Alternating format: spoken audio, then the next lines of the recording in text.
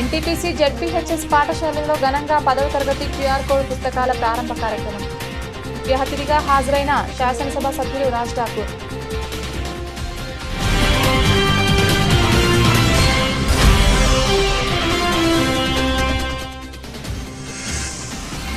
School బస్సులను వాహనాలను నడిపే డ్రైవర్లు విద్యార్థులను దృష్టిలో ఉంచుకొని జాగ్రత్తగా నడపాలి. హెచ్చరించిన పెద్దపల్లి డీసీపీ కరుణాకర్.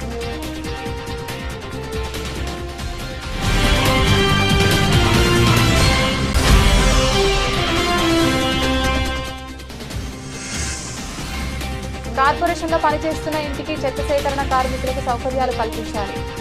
ఏఐటీసీ నగర working president MA Ghouse demand.